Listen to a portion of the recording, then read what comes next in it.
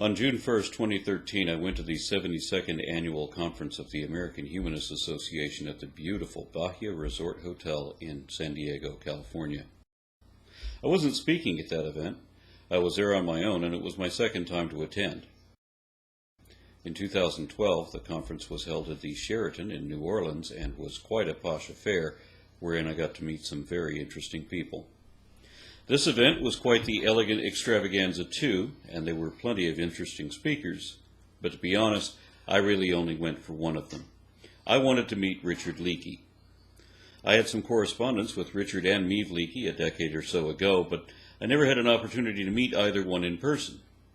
Sadly, Richard had to cancel shortly before the event, and I was already committed to the trip, so I decided to spend that weekend pretending to be a journalist. The subject of my talk is the question, is humanism a religion? Now, this is not the same question as, is atheism a religion? The religious right would like to say, well, atheism is just another religious viewpoint and not a standpoint of neutrality. But someone said, and I don't remember who it was, if not believing in God is a religion, then not collecting stamps is a hobby. There are consequences. Knowing the fundamental laws of nature does have ramifications, implications for the higher level, the observable behavior of nature. So here's your equation that you know and love. This equation has implications, both very simple ones and much deeper ones. Here's an implication. Electric charge is conserved. You're not surprised to hear that. The total number of positive electric charges plus the total number of negative electric charges minus the total number of negative electric charges adds up to a number, and as long as the system is closed, that number never, ever, ever changes. That's an implication of this equation. But when you think about it, it's kind of an impressive implication. It means that even though this is spoken the language of tiny little things, the fundamental constituents of everyday reality, you can't build some big, complicated system that violates this. When you hear those people who have perpetual motion machines, it's not about finding that they have somehow cheated in their perpetual motion building device. It's that they violate the fundamental laws of physics. There are more profound implications. Astrology is wrong. Hear, hear. You probably knew that. But if you were to be asked, why do I know it's wrong, you would probably say, that's bullshit, forget it, go ahead. But you'd probably say, well, it's never been demonstrated, double blind, blah, blah, blah, blah, blah. Forget that. There's no force of nature that could make astrology work. The position of Saturn in the sky on the day you were born does have an influence on things here on Earth. It has a gravitational field and electromagnetic field. And it's much smaller than the gravitational field and the electromagnetic field of the nurse standing next to you. Could there be a new force that is not yet discovered by physicists that does astrology? No, there can't. We would have found it by now, and we have. There is no life after death. I've heard very good atheists and humanists say, well, we don't know about this life after death thing yet because we don't have data.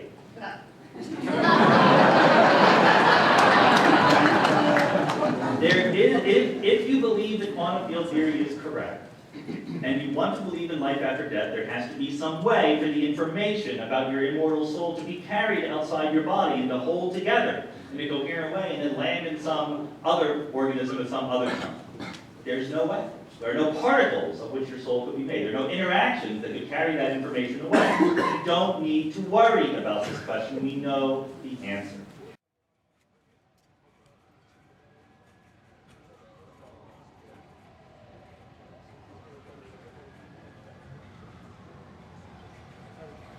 I took advantage of the pleasant setting and perfect weather to interview a few of the humans involved in the humanist movement. Just kind of keep it engaged now. I found myself a few times drifting and I said, oh, I'm not paying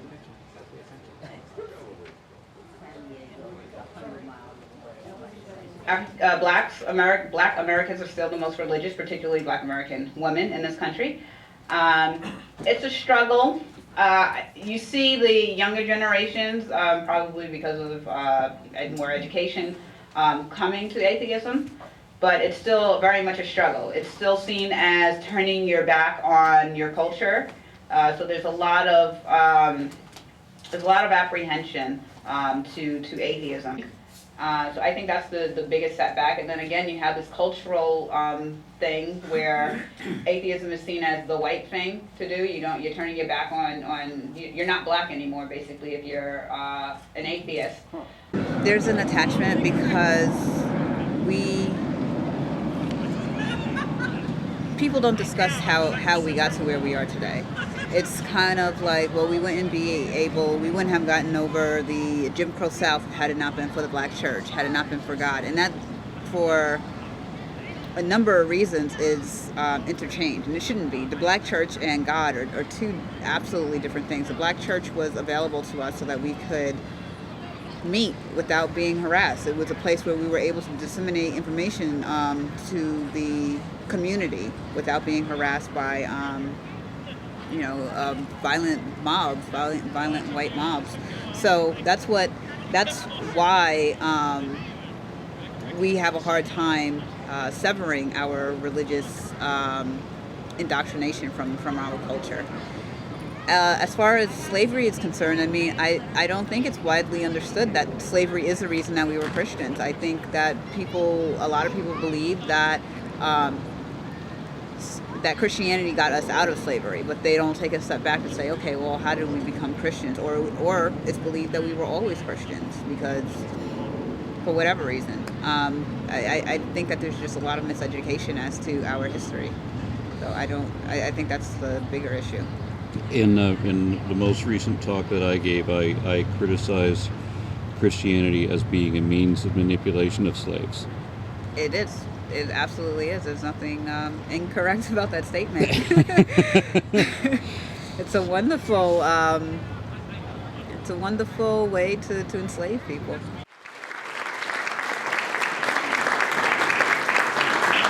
Hey, thanks for having us. Thank you very much for having us. It's an honor to be here. What Maurice just said is not true. You cannot see me on XM satellite radio.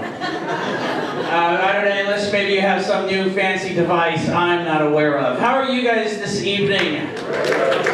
Well, I guess my story is I'm Ian Harris. I'm an atheist comedian, and we are here as part of the Evolution of Comedy tour and doing doing the entertainment for the banquet tonight. I love to read. I'm a big reader. I just found this out.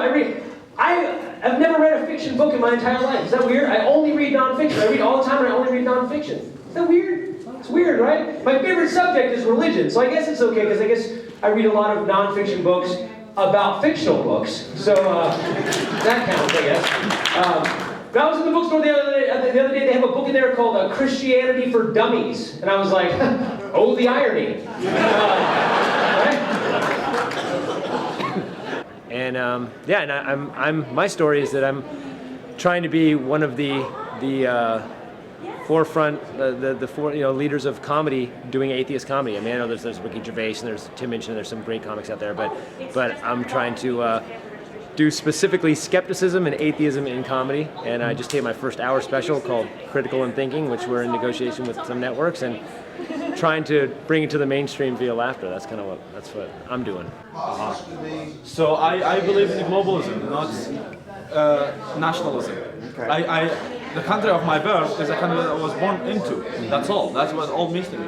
I want to be part of the globe. I want to have a British friend, an American friend, and an Iraqi friend. I don't care where the people come from. As long as if you're a moral person, you're a moral person. That's all I care about. So I don't have I favor my people over. I don't have my people, their people kind of ideology, which is the prevalent ideology in the let's say traditional cultures. It's all our people. Yes, we the people. We the people is actually one of the things I love about America. This was called out of many one. It has a Latin. I forget the. E pluribus unum. E pluribus unum. Yeah. This is something that I truly believe in. Out of many one. Mm-hmm. Is that no matter where the fuck you come from, you have the right to live. No one cares. I mean, that's what I mean. My American experience. I'm not saying that because you're American, obviously. I don't kiss asses. I'm not famous of that. So it's that people don't care where you come from. Right? As long as you do your job, you work, you're a productive citizen of the society. People you just get a beer with some Americans and you're American. Next day, nobody always reminds you that you're a foreigner. I mean, that is the most fears that I have when you immigrate to a new country, is that you fear, is that, what will I get a job? Will I integrate with the society? How can I make friends and things like that? But in America, it's so easy. you just second day, then like when I arrived to America, and then like a fan of my page, follower of my page, oh, welcome to America, let's go hang out, have a beer.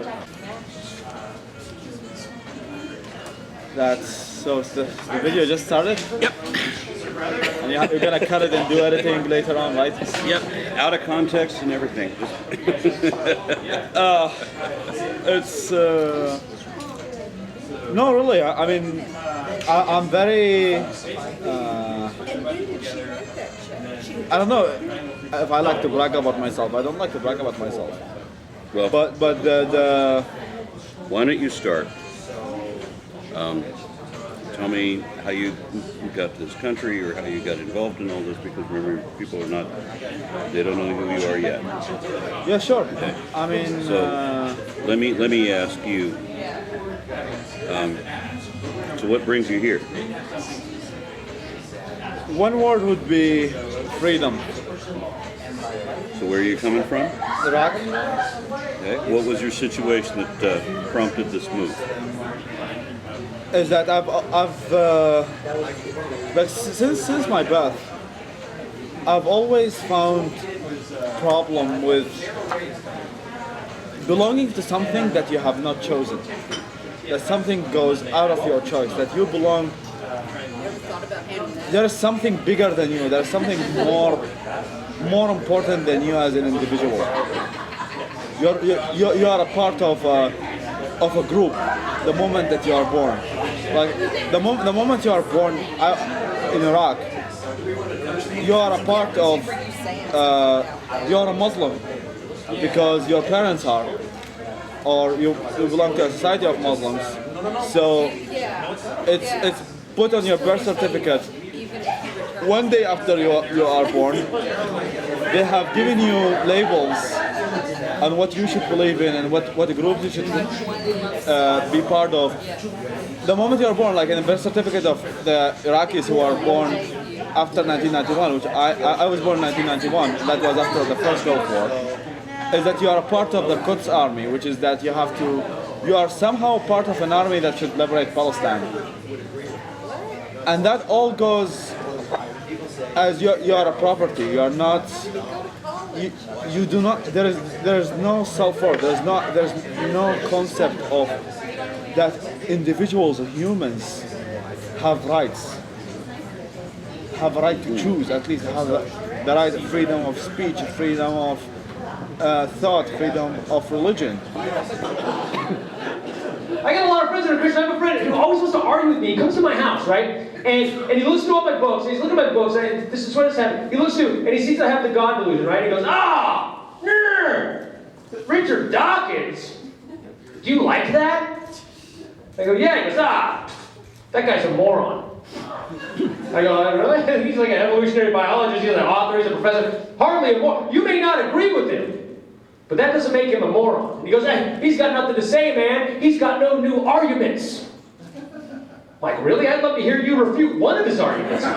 Pick the easiest one. Pick the one that when you read through it, you said, this is garbage. I can smash this. Give me your rebuttal. Go. My friend goes, well, I haven't read the book. I was like, go figure, a Christian who's got fervent beliefs about a book he's never actually read. Look at that. Look at fun. I always, every time someone tells me they believe in ghosts, I go, wait a second, you're older than 4, have you not seen Scooby-Doo? Like, how do you not, really ghosts? How old are you, sir? There are a number of atheists that don't know that they're atheists. I was one of them. We still, I know it's not specific necessarily to the black community, but a number of people in the community still think that it's devil worshiping. So it's building, but slowly. We see atheism becoming more popular, but slowly. I read a book authored by Anthony Penn, and it goes into, I don't remember the name of it, but it was discussing, the fact that Africans came over here with their own religion, there are various religions. There was some evidence, I guess, of atheism at minimum, of a distrust, if you will, of this Jesus character that was being indoctrinated or beaten into slaves. The other major issue is the political structure. There was a major political issue as to whether or not we should consider slaves Christians. Because if you consider them Christians, then how do you reconcile them being slaves? If they're not Christian, then they're savages, and then you really don't have that issue. So I wish I remembered the book, but it's a really good book, and it kind of delves into the political struggle that many whites had with regard to whether or not we should consider blacks Christians. I think ultimately, obviously, won out that they did consider blacks Christians, but they were forever damned, if you will. They were Christians but slaves, and they needed to obey their masters, and that's kind of how they circumvented that whole issue. But is that people where I come from, and I would say that I wouldn't generalize to say that all people think the same, but that they put you rules that you should follow, and nobody questions these rules. Nobody says. Nobody questions the sense that it makes to put a child in an army at birth. Yes, nobody questions that. They look at loyalty to the collective, or loyalty to the authority, as something of a virtue, which I don't think it is. Like the people after I started reading, I started getting knowledge more about the world, and I saw like that there are so many people actually have similar thoughts, and one of the most important figures in my life are Christopher Hitchens and Thomas Jefferson. They are my. One of these two men you actually met, haven't you? For Christopher Hitchens, I mean, we have been interacted a few times. As for Thomas Jefferson, I wish I had the chance.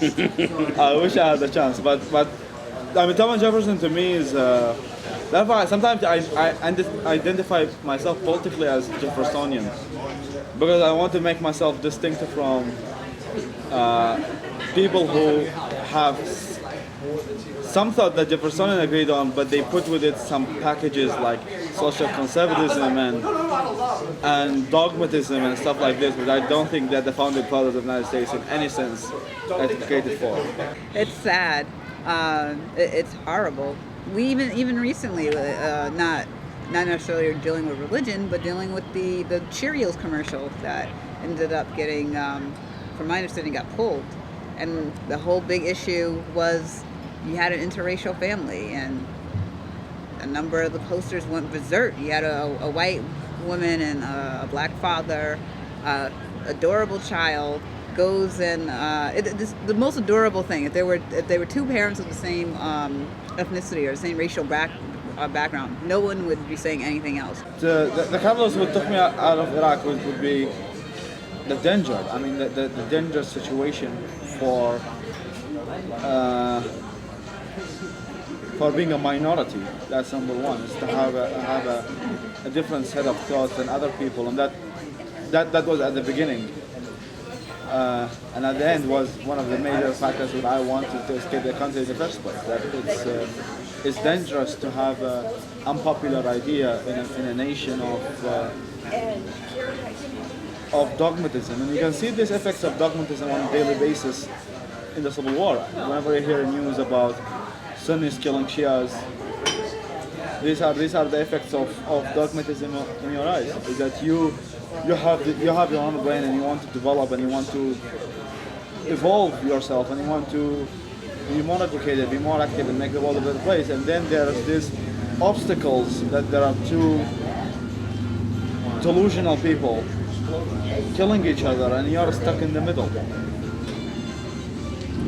Okay, it's like being an atheist in Iraq is like being the only sober person in a room full of drunk people. That is the situation. Is that There are environments like that here with regard to Christianity too. So I won't mention the name of the network, but we shot our special through a production company, and with the idea that we were selling to a specific network that does a lot of comedy, and we got the response back after we thought it was pretty much going to be a done deal was that they didn't connect with the material, and which usually means you're not funny enough. And we know that wasn't the case because the show was great. So we kind of realized that it was the material was a little bit too much for them, for somebody who wasn't famous. Like, you know, if I was Ricky Gervais, if I was Tim Minchin, they would be like, well, this guy's got an audience. It was kind of like, we're not taking the chance with this guy with that material. And so now we've moved on to actually a couple other places that we think are going to be better for us, and hopefully somebody takes the a large network takes the chance. And I'm also actually working with that, doing a TV show, a reality show, an Ali G type show, going after religion, called Fighting Faith. So we're doing that, and we're hoping to piggyback one off the other. So as soon as we can get this network behind us, it's going to be really, really great. But yeah, we've already started to get people backpedaling from, wait a second, you talk a lot about religion, you know? So yeah, it's interesting. Like, you would think that even in this day and age in comedy, I mean, comedy, you can talk about anything. You look at great comics like Doug Stanhope, who just say anything he wants to say and people don't have a problem with it. And then the more you dig, it's like, no, guys like him have fought long and hard and have really done a lot of work to build a following to where they can't deny them anymore. They have to say, okay, we have to air this person because they've got a great following and they're really great. But if you're still coming up, you're still fighting. People don't realize it's fighting free speech in a sense, you know. Whenever you live in a Muslim world, in a part of the Muslim world, you are in some sense a criminal, and you have to look at yourself as a criminal, and the way that you interact with people is just like you have committed a crime. Therefore, you are speaking not just any general citizen of Iraq. You're speaking as an atheist in Iraq. Yes. Is that you deal with. You really have to be careful about which people that you tell that you are an atheist, and when you post an article, which publication, and should they put your name, and should they put where you are at the moment. Because like during all my life, until I came to the United States, that was about two months ago, I have never posted my location ever on any online forum. And that's actually trying to write a book or a collection of essays about how to be an atheist in a Muslim country. I am here representing Black Atheists of America. We are here to bring more diversity, as always, to the atheist movement, to the humanist movement. I'm excited. One is in San Diego. I mean, come on, it's awesome here. And I'm always excited to speak on issues of religion and how they affect the Black community and how we can get the overall community more diverse. I want to see, not necessarily with my organization, I want to see obviously more Blacks in the movement, but I also want to see more Hispanics, more youth, more seniors. I would just like to see more diversity. The more diversity you have, the bigger the movement, the stronger it is, and I just feel that we can accomplish so much more. It's 2013, we're still having discussions as to whether or not creationism should be taught in our schools. I think with a stronger humanist community or a stronger atheist community, we would be able to combat that rather easily. Thanks for everybody coming out and support. If you see it on a major network this coming fall, Ian Harris Critical and Thinking, please tune in and let people know that we have an audience for this type of material, for this type of TV programming. So it's not 10,000 ghost hunters and Bible thumping TV shows. It's like we have a large demographic. People don't realize, roughly 20%. That's larger than a lot of communities that they, a lot of demographics that they target to in the media, and there's tons of there's Def Comedy Jam and there's Black comics, there's gay comedy community, there's Christian comedy community, and they're ignoring the fact that there's a secular comedy community, and there's a huge group of people that no one is talking to. Penn and Teller's bullshit, which isn't even on the air anymore. There's no TV shows and no entertainment for us. And I think we need to keep our voice out and let people know we want to see more stuff out there. We want to see more stuff targeting our science and that sort of thing. Being an atheist in Iraq is just like is as dangerous as being any minority in Iraq. Like Christians. So did anybody in Iraq know that you were atheist? Definitely. I started writing about these topics from a kind of very young age. I didn't start with becoming so vocal and so. Some people like so critical of traditions, and I've always my previous articles, like my first articles were mostly about skepticism and like why skepticism is important, but I didn't direct it into like we should be skeptical about X, Y, and Z. It was more about skepticism on a personal level. Yes. I'm sorry, they double dogged here. 2 photo dogs. Okay. And when somebody does that, Well, it's a double dog. it's a double dog there. But I got busted.